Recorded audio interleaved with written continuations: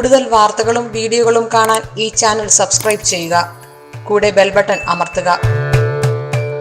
നമസ്കാരം. ഏഷ്യാനെറ്റ് ടിവിയുടെ എപ്പിസോഡിലേക്ക് എല്ലാ മാന്യപ്രേക്ഷകർക്കും ഹൃദയം നിറഞ്ഞ സ്വാഗതം. ഇതാണ് വിഷയം. തടസ്സങ്ങൾ മാറാൻ ഗണപതി ഭഗവാനെ പ്രാർത്ഥിക്കുന്നവർ കാണാതെ പോകരുത്. ഗണപതി എന്ന് വെച്ചാൽ എന്താ? ഗണങ്ങളുടെ പതിയാണ്. അതായത് ഒരു കൂട്ടം ആൾക്കാരുടെ മുമ്പിൽ നിൽക്കുന്ന ആളാണ് ഗണപതി ഭഗവാൻ. ഗണപതി ഭഗവാനെ സംബന്ധിച്ച് ഒരുപാട് കഥകളൊക്കെ പുരാണങ്ങളിൽ പറയുന്നുണ്ട്.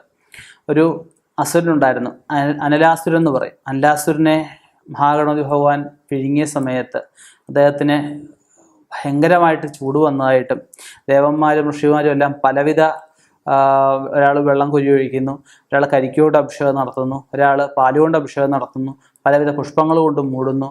പല രീതി നോക്കിയിട്ടും ഭഗവാന്റെ ശരീരത്തെ ചൂടൊരു കാരണവശാലും അങ്ങോട്ട് മാറുന്നില്ല. ഈ സമയത്താണ് കറുക പറിച്ചുകൊണ്ട് വന്നിട്ട് അതിലൊരു പ്രഗത്ഭനായിട്ടുള്ള ഒരു ഋഷിവര്യൻ കറുക കൊണ്ട് അദ്ദേഹത്തിനെ മൂടുകയും അദ്ദേഹത്തിൻ്റെ ആ ചൂട് ശമിക്കുകയും ചെയ്തു. അത് പിന്നാണ് ഈ ഗണപതി ഭഗവാനെ സങ്കല്പിച്ചുള്ള എല്ലാ കാര്യത്തിനും ഈ കറുക പ്രധാനമായിട്ട് എടുത്തു തുടങ്ങിയത്.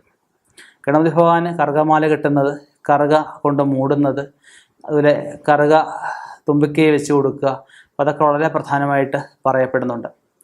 ഗണപതി ഭഗവാനെ സങ്കല്പിച്ചിടത്തോളം അദ്ദേഹം ആഹാരപ്രിയനാണ്, ഭക്ഷണപ്രിയന്.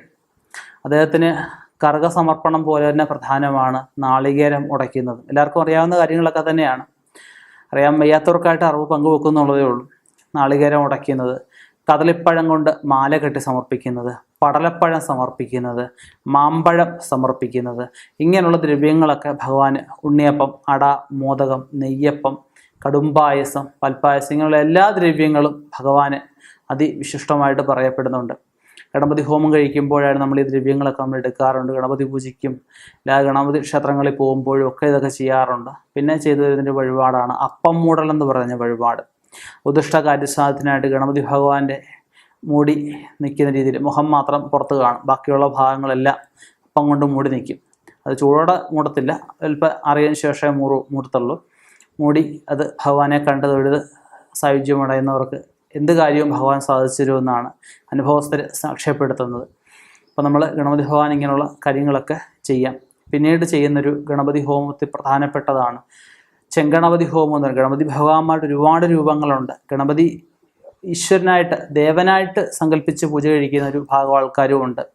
ദേവിയായിട്ട്, ഗണേശിനിയായിട്ട് പൂജിച്ച് പ്രാർത്ഥിക്കുന്നവരുണ്ട്. ഗണപതി ഭഗവാന്റെ ഒരുപാട് രൂപങ്ങളുണ്ട്. വിദ്യാഗണപതിയുണ്ട്, ബാലഗണപതിയുണ്ട്, ബീജഗണപതിയുണ്ട്, സിദ്ധിവിനായകനുണ്ട്, മുക്കുറുണി വിനായകനുണ്ട്. അങ്ങനെ ഒരുപാട് രൂപങ്ങൾ ഭഗവാന്റെ പറയുന്നുണ്ട്. അതിൽ പ്രധാനപ്പെട്ട ഒരു രൂപം തന്നെയാണ് ചെങ്കണപതി ഹോമം എന്ന് പറയും. എന്ത് കാര്യങ്ങളും സാധിച്ചെടുക്കാനായിട്ട്, നടക്കത്തില്ല എന്ന് എത്ര ഉറപ്പുള്ള കാര്യങ്ങളായാലും വൃത്തിയായിട്ട് ചെങ്കണപതി ഹോമം, അത് തേങ്ങ സാധാരണഗതി നമ്മൾ പൂളിയെടുക്കുന്നതിന് വിപരീതമായിട്ട് തിരുമ്മിയാണ് എടുക്കുന്നത്. വൈകിട്ട് എല്ലാ ഹോമങ്ങളും, നമ്മൾ മിക്ക ഹോമങ്ങളും സത്യഹോമങ്ങളെല്ലാം കിഴക്കോട്ടാണ് ചെയ്യുന്നത്. എന്നാൽ ചെങ്കണപതി ഹോമം നമ്മൾ പടിഞ്ഞാട്ടാണ് ചെയ്യുന്നത്. ഇതിനെ ഹോമിക്കുന്ന ദ്രവ്യങ്ങൾക്കായാലും പ്രത്യേകതയുണ്ട്. വയറ്റിയെടുക്കുന്നതിന് വരെ നമ്മൾ തിരുമിയ തേങ്ങ വെച്ച് കൂട്ടിയെടുക്കുക ചെയ്യുന്നത്. ഉണ്ണിയപ്പത്തിനകത്തായാലും നമ്മൾ തേങ്ങ നെയ്ക്കകത്ത് മൂപ്പിച്ച് ചേർക്കാറുണ്ട്. എള്ള് ഉണ്ണിയപ്പത്തിലിടാറില്ല, അതൊരു പ്രധാന കാര്യമാണ്. കരിമ്പ് പ്രത്യേകം ഹോമിക്കും.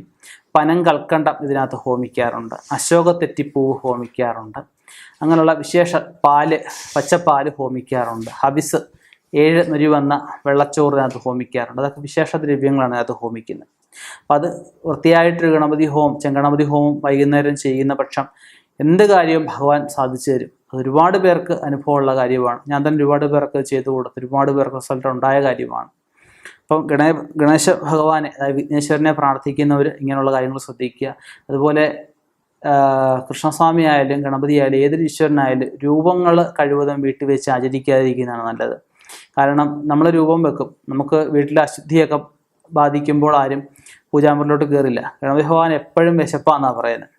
കൃഷ്ണഭഗവാനും ഉണ്ട്. തിരുവാർപ്പിലെ കൃഷ്ണൻ എപ്പോഴും വിശപ്പാന്നാണ് പറയുന്നത്.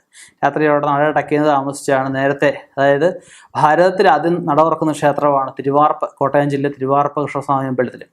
അദ്ദേഹത്തിന് പെട്ടെന്ന് തന്നെ അദ്ദേഹത്തിന് നട തുറന്ന് അഭിഷേകം കഴിച്ചാൽ അവിടെ നിവേദ്യം വേണമെന്നാണ് പറയുന്നത്.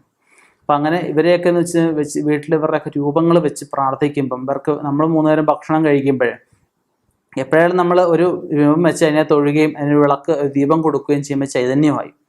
ഇതിന് ഭക്ഷണം കൊടുക്കാതിരിക്കുമ്പോൾ എന്താ ചെയ്യുക? നമ്മളൊരാളിനെ വിളിച്ചിരുത്തി നമ്മൾ ഭക്ഷണം കഴിക്കുക, ആളിനൊന്നും കൊടുക്കുന്നില്ല, ആളിനെ ഇടയ്ക്കിടയ്ക്ക് തൊഴുത് കാണിക്കുന്നുണ്ട്. ആൾ നമ്മളെ ശപിക്കുമോ അതോ നമുക്ക് അനുഗ്രഹിക്കുമോ? തീർച്ചയായിട്ടും നമ്മൾ ആഹാരം കൊടുക്കാതിരിക്കും, വിശന്നിരുന്ന ആർക്കാരും ദേഷ്യം വരും. അപ്പം ആ ഒരു വിഷയം ശ്രദ്ധിക്കേണ്ടതായിട്ടുണ്ട്. അപ്പം ഇനിയും ഇതുപോലെയുള്ള വ്യത്യസ്തമായ വിഷയങ്ങളുമായി കണ്ടുമുട്ടാം. നിർത്തുന്നു. നന്ദി, നമസ്കാരം.